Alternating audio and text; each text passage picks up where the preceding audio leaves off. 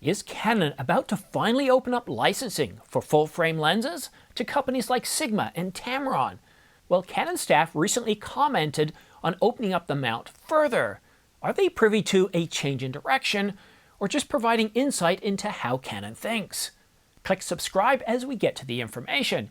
Your subscription means more to us than a spotless sensor does to a wedding photographer. Hi, I'm Simon, your friendly rolling shutter crossing guard, scanning the news and rumor sites so that you don't have to, saving you time for more important things like a tactical IKEA mission with your wife. Objective? That $1 breakfast. This video is all about what Canon staff said at a recent trade show, and thanks to Creative Fam Live for providing us with the interview. The whole live stream is about 3 hours long, but we're going to sum things up in a rather concise format. When first pressed on when Canon might open up the mount, Canon staff, well, they gave their normal sort of hesitant canned speeches and said that those decisions are made in Japan, that they weren't privy to the information. Decisions like that, or like cameras, are made in Japan. They're very tight-lipped about that stuff for us. So it's, we can only conjecture, guess. And thankfully for you and me, conjecture is exactly what they did, giving us a general sense of Canon's position on the issue internally. I think instinctively, that would be my thoughts. It's just like they want to get it to a place where it's like, where it was as robust as the EF lenses were at the time when they opened up the EF lenses. I hope these Canon employees are wrong, as they are in this statement. I think it will happen eventually. As you know, the APS-C is open. At some point, it's going to happen. Now, that last statement is correct. Canon has licensed RF APS-C to Sigma and Tamron, but the previous statement, well, it's wrong. The statement's wrong because Canon never licensed or opened up the EF mount the way that Panasonic and Leica did with the L-mount alliance. The EF and RF protocols have always remained, well, Canon's proprietary technology. The RF protocol was designed to be tighter than the EF protocol, making it a whole lot harder, at least legally, for competitors to reverse engineer. Now, Canon initially shut down reverse engineering RF lenses with autofocus back in 2022, then pivoted to selectively licensing APS-C lenses in 2024. But they haven't licensed full-frame lenses. Sigma is known for making a lot of high-quality lenses for all camera mounts, from entry-level lenses to mid-level, and recently, like the 300 to 600 mm f4. Canon focuses on making the best of the best. High-quality optics, lightweight materials, and built to handle shooting in remote, harsh environments.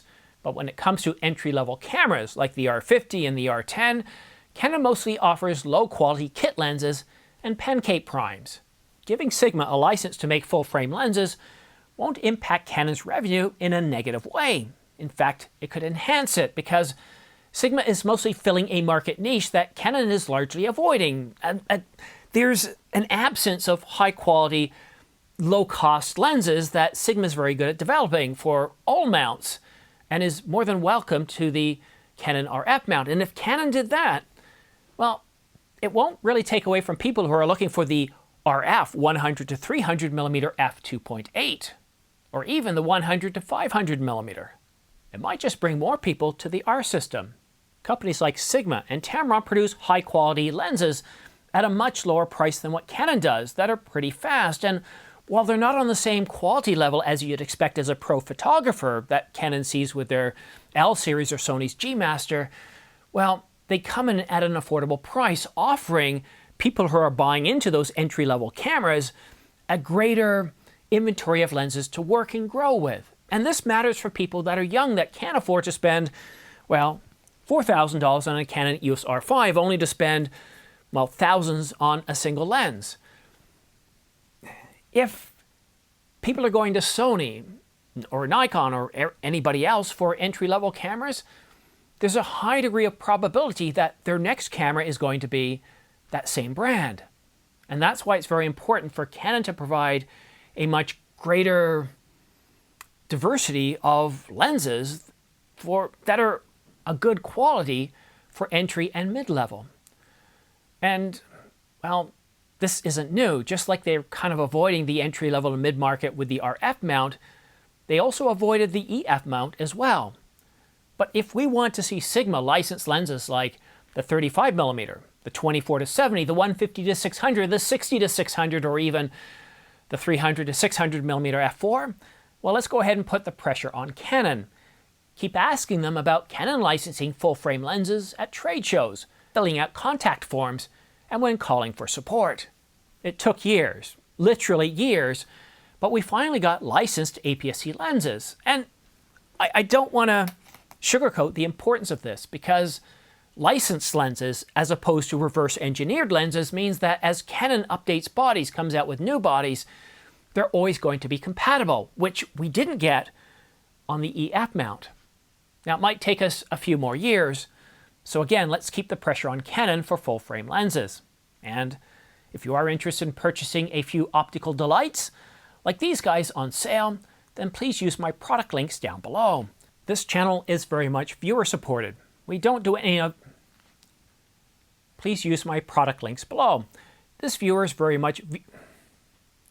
Please use my product links below. This channel is very much viewer-supported. We don't do any of those annoying sponsorship that insist on putting on anywhere from 30 seconds at a very minimum up to about 5 minutes, interrupting the content and making the content feel very much like it's, well, a delivery method for the ad. Instead, we believe on focusing on delivering high-quality content in each video. Thank you very much for your support. And don't just have a good day, have a great day. Thanks for watching.